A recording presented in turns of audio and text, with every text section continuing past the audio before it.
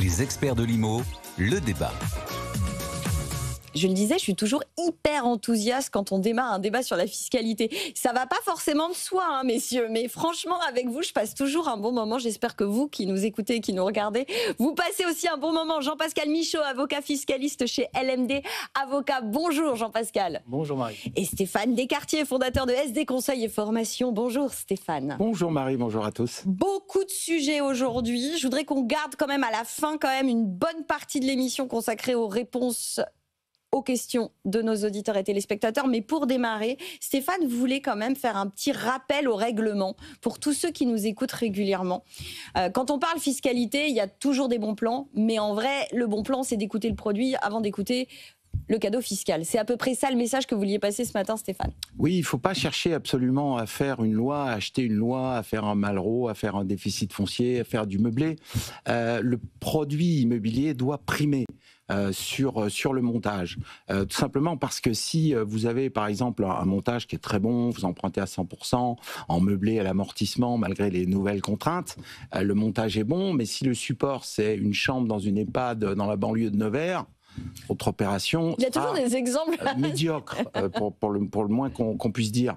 Mais à l'inverse, si vous achetez une petite surface bien négociée, bien placée dans une métropole dynamique, mais qui n'encadre pas les loyers, le produit est bon, mais si vous le payez en cash et que vous louez en nu, là, c'est l'opération financière qui sera catastrophique, puisque vous allez redonner tout de suite 60-62% de vos loyers nets en impôts si vous êtes dans des tranches élevées. Donc, le produit est bon, mais le montage est mauvais. En fait, ce qu'il faut, vous l'avez compris, c'est un bon produit et un bon montage. Mais quitte à adapter son idée de démarrage, c'est ça le message. Mais absolument, en fait. Il faut partir du produit, le produit doit toujours primer, parce que quand vous êtes en chasse d'un type de produit, vous pouvez tomber sur un produit qui ne correspond pas forcément à votre volonté initiale. Par exemple, j'ai étudié un cas d'un client qui voulait faire du déficit, parce qu'il avait du revenu foncier par ailleurs, donc il voulait absolument faire du déficit. Et il me soumet une opération intéressante, avec une petite maison de ville dans son jus, mais il y avait sur une possibilité pour cette maison de ville de l'agrandir,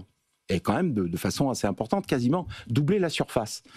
Mais le problème, c'est que les travaux d'agrandissement ne passent pas en déficit foncier.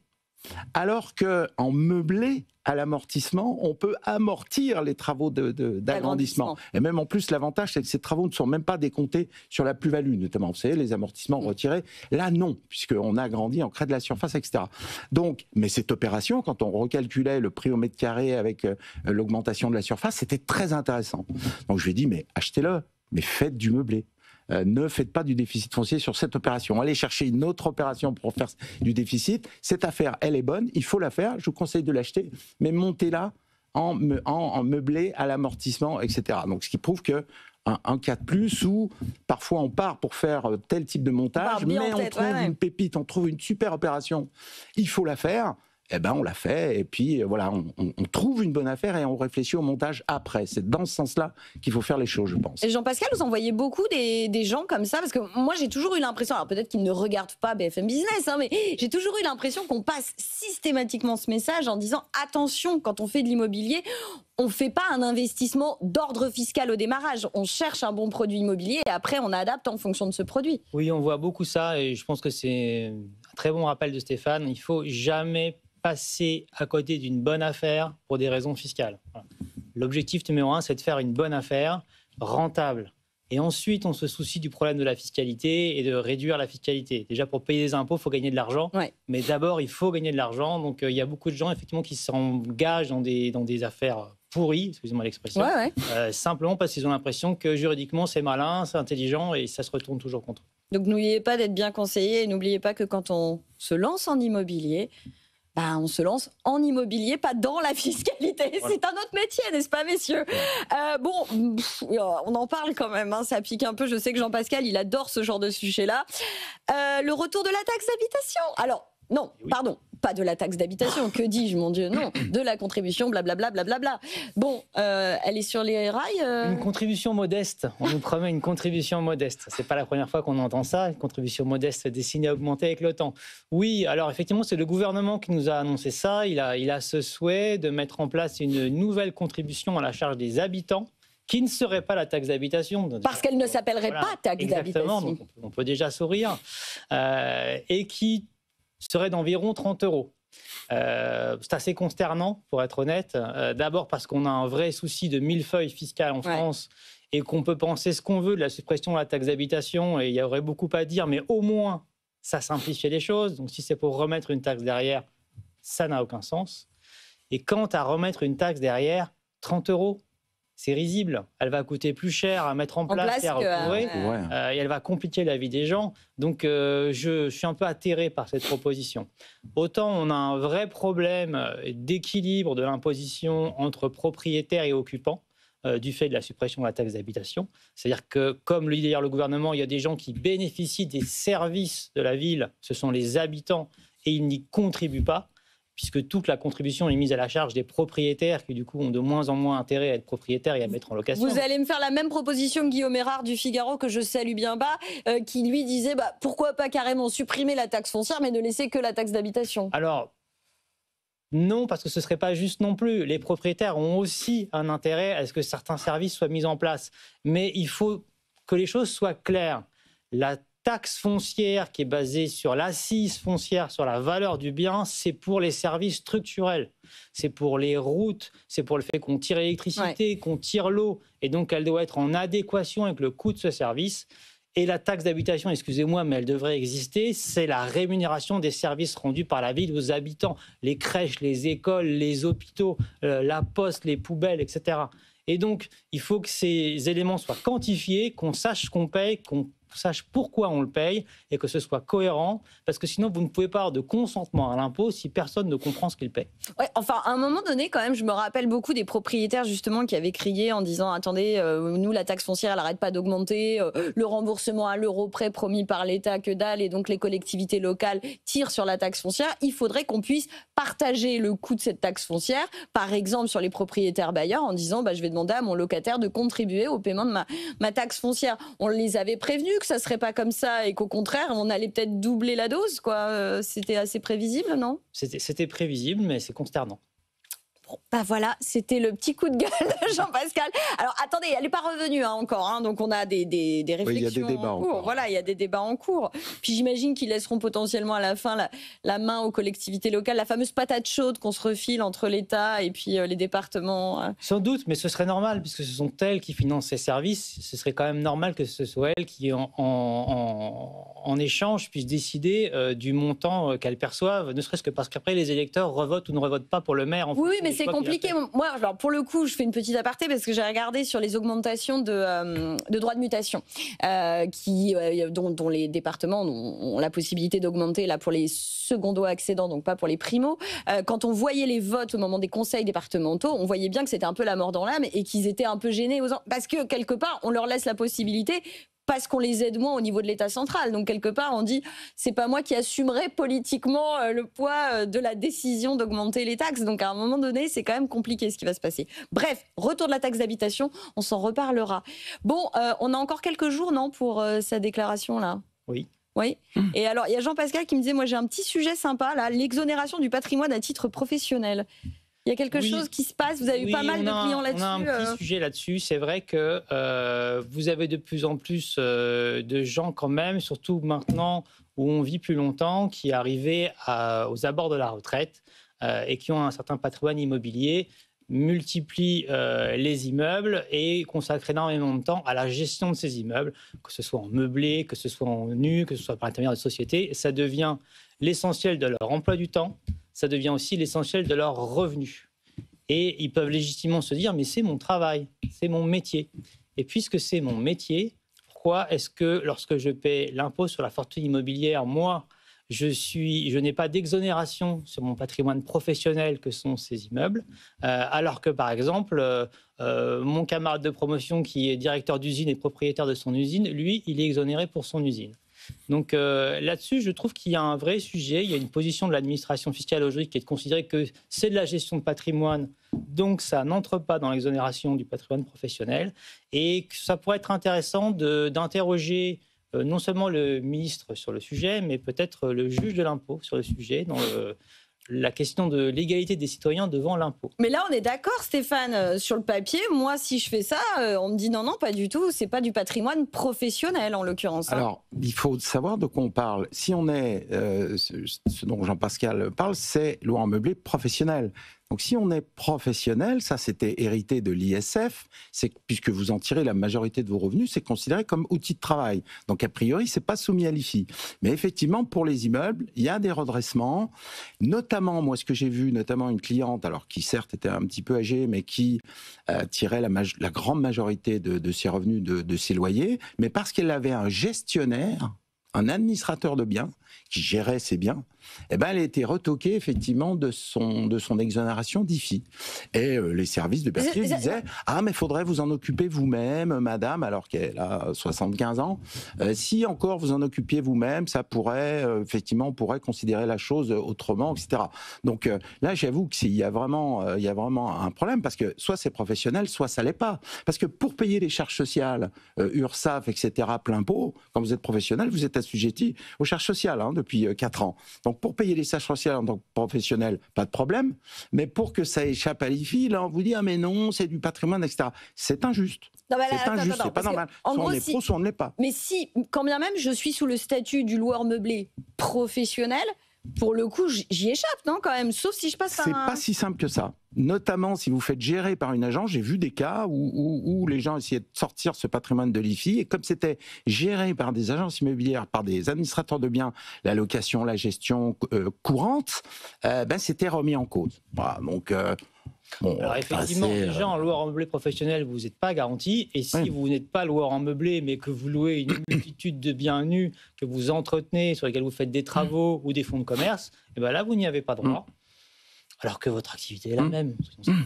Mais on ne peut pas considérer que c'est pas... Parce que là, quand je lis les biens immobiliers nécessaires à l'activité professionnelle principale, gérer son patrimoine comme ça, personnel, est-ce que c'est une activité professionnelle, pardon? Ah bah je vous assure que oui. Oh, regardez là, les deux, là. Non, mais attendez, vous imaginez pas le boulot, Marie. C'est vraiment un gros boulot. Si vous gérez un studio, une place de parking, non. Mais si vous gérez 15 appartements, oui. Oui, c'est un gros boulot, je vous le dis. Oui, mais bon, je pose la question, c'est pas exactement pareil. On parle pas du même outil de travail que d'un chef d'entreprise et de son usine ou de son siège social ou enfin voilà.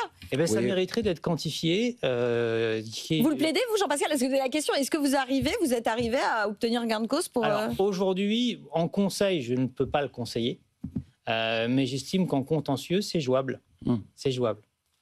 Et ben voilà, vous avez, c'est quoi, une 60aine d'années globalement, le profil de ce type de client? Oui. Oui, bien sûr. Donc vous avez une 60aine d'années, vous voulez... voilà, ça se tente. Avant de passer aux questions, il y a quand même un truc... Alors, ça fait, à chaque fois que Jean-Pascal vient, on se parle au téléphone et on se dit, il y a un petit sujet quand même autour de cette fameuse plateforme qu'on adore, gérer mes biens immobiliers. Parce que ça aussi, on va à peu près tous le remplir au même moment. Enfin, pour ceux qui ont l'immobilier, du patrimoine. Voilà, Résistance, Stéphane le dit très bien. Est-ce que c'est un outil de transparence ou est-ce qu'on n'est pas très loin du flicage? C'est la question que vous posez quand même, Jean-Pascal. Alors, pour moi, c'est un outil de flicage, bien entendu. C'est un outil de flicage qui cherche avant tout à savoir qui sont les occupants des biens pour asseoir la taxe d'habitation. La taxe d'habitation sur la résidence secondaire et la taxe sur les logements vacants. Mais c'est de la transparence, ça. C'est pas de la transparence, parce que ce sont des informations que l'administration fiscale a déjà, mais elle vous oblige à les répéter 10 fois pour être bien sûr de ne pas vous louper. Bah oui, mais c'est assez logique parce qu'on ne va pas se mentir, quand même. Il y en a certains qui bidouillent d'une année sur l'autre quand ça les arrange. Oui, mais enfin, en l'occurrence, l'administration sait très bien nous trouver pour payer la taxe foncière, à connaissance de toute façon tous les ans à sa déclaration d'impôt de ce qu'on fait de tel bien, de ce qu'on fait de tel bien. Donc, moi, je l'ai déjà dit à plusieurs reprises, je veux bien redire à l'État ce qu'il sait déjà, mais je veux une ristourne, je veux un intérêt. De refaire le boulot devant son truc, avec en plus une plateforme qui bug une fois sur deux et qui vous renvoie quand même la taxe d'habitation à votre domicile principal, comme j'ai eu cette année. Donc de passer des heures devant son écran pour faire un boulot, on rappelle quand même pour donner des informations que l'État a déjà. Oui, pour l'instant, il n'y a pas de sanction. Et j'appelle à la résistance. C'est pas... Normalement, à partir de... Oui, 150 € par bien. Mais c'est une telle usine à gaz, encore une fois. J'ai comme l'impression que c'est comme les quotas SRU, ça vaut plus le coup de payer l'amende que... Encore une fois, redonner redire à l'État ce qu'il sait déjà, je veux bien, mais je veux un intérêt. Parce que là, on nous redemande du boulot pour rien. Donc c'est pas possible, quoi. À un moment donné, il faut savoir dire stop, quoi. C'est pas possible. Enfin, moi, je suis très en colère par rapport à ça. Bureaucratique française depuis longtemps. Et il faut savoir, effectivement, parfois faire des levées de boucliers et dire non, arrêtez de nous obliger à remplir des formulaires en permanence pour redire ce que vous savez déjà. Le coup de gueule de Jean-Pascal et Stéphane contre l'administration. Bon, il nous reste 4 minutes, il va falloir qu'on soit hyper efficace. Je veux répondre à des questions et je veux commencer avec Vincent. Vincent qui nous a écrit. Voilà l'échange que j'ai eu avec Vincent. J'ai appelé cette thématique Vincent et ChatGPT. Donc, l'échange. Tout est parti de cette question de Vincent. Je possède 2 biens locatifs que je loue depuis plusieurs années en LMNP. Initialement, je les déclarais au régime microbique, mais je les déclare au régime réel à compter de l'exercice 2024. Par ailleurs, j'ai ponctuellement loué ma résidence principale une vingtaine de nuits en 2024. Puis-je déclarer ces revenus en microbique tout en étant parallèlement par ailleurs au LMNP au régime réel pour les 2 biens locatifs? J'ai demandé à Jean-Pascal, j'ai téléphoné à Jean-Pascal qui me dit a priori il faut faire le distinguo, on peut pas faire le distinguo entre les deux. Si on s'est engagé sur le régime réel, c'est le régime réel pour tout. Et là, Vincent me répond en me disant, et je le cite, sans vouloir froisser Jean-Pascal Michaud, j'ai demandé à ChatGPT en lui fournissant l'ensemble du contexte. Et donc, visiblement, ChatGPT, si, c'est possible. Alors, qui a raison, ChatGPT ou Jean-Pascal ? Alors, bien sûr que je suis froissé, évidemment. ChatGPT et moi, on n'a pas passé les mêmes concours. Mais c'est extrêmement intéressant, c'est très important comme question. Pourquoi ? Le principe, et je le maintiens, lorsque l'on est sur une activité et qu'on est sur un régime fiscal sur cette activité, on ne peut pas diviser les deux. J'estime que ChatGPT a tort. Et il faut faire très attention à ChatGPT. ChatGPT s'exprime très bien. Il comprend très bien les questions et il vous donne toujours des réponses qui font plaisir. Mais il ne vérifie pas. Alors que Jean-Pascal, il ne donne pas de réponse. Non, moi, si ça ne vous fait pas plaisir, je ne vous ferai pas plaisir. Voilà. Et donc là-dessus, il n'y a absolument aucune source qui vous autorise à faire ça. ChatGPT a envie que vous puissiez le faire. Notre auditeur a également envie de pouvoir le faire. Donc ChatGPT lui fait plaisir, mais ça le met en danger. Si vous voulez avoir une partie de votre immobilier au réel et une partie de votre immobilier au micro sur une activité de location meublée, si vous avez la chance d'être marié et d'être copropriétaire de la résidence principale, eh ben vous mettez au régime réel vos deux appartements et madame déclare au micro la location de la résidence principale. Et là, il n'y aura pas de problème. Si vous faites différemment, vous prenez un risque, certes mesuré, mais vous prenez un risque. Je vous défendrai avec plaisir, mais vous risquez le redressement fiscal. Vous avez entendu, Vincent, il vous reste quelques jours pour terminer la déclaration. Non, mais surtout pour Vincent, ça n'a aucun intérêt. Puisque le microbique, alors surtout en location saisonnière, puisque c'est le cas pour sa maison saisonnier, c'est tombé à 30%. Donc 30%, ça n'a aucun intérêt. Moi, je n'ai jamais vu aucun client être avantagé du microbique par rapport au réel. Donc même à 50%, c'est pas intéressant. Donc à 30%, ça l'est encore moins. Il vaut mieux qu'il ventile une partie de ses charges et de ses amortissements proportionnellement à ce qu'il loue. S'il loue un mois par an, il va amortir un 12e, etc., machin, de ses charges, de sa taxe foncière, éventuellement d'un bout d'intérêt d'emprunt s'il a encore du crédit. Il passe toutes ses charges et ça fera beaucoup mieux que 30%. Donc il n'a aucun intérêt. Donc est-ce qu'il peut... On peut imaginer que s'il suit ChatGPT, mais je suis plutôt d'accord avec Jean-Pascal, c'est risqué, mais surtout ça n'a aucun intérêt économiquement. Donc, Vincent, donc ne le faites pas, Vincent. Vincent, victoire de Jean-Pascal et Stéphane face à ChatGPT. Bon, je vais aller très vite. J'ai 3 questions, j'ai 1 minute. Je veux des réponses ultra brèves. Beaucoup de questions d'un seul et même auditeur qui visiblement va pas super bien, Jean-Christophe.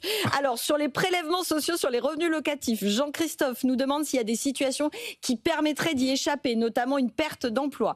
Il se demande aussi si, en cas d'indivision, ces prélèvements pourraient être réalisés sur le compte des différents indivisaires et non plus uniquement sur un seul, en l'occurrence le sien. Oui, non, peut-être. Rapidement, il nous reste 40 secondes. Non, il n'y a quasiment aucune exonération sur les prélèvements sociaux, à part si on est non-résident, on a une exonération partielle. Donc la première réponse, c'est non. La deuxième question, je ne comprends pas bien. Chaque indivisaire doit payer sa quote-part d'impôts qui sont prélevés à la source.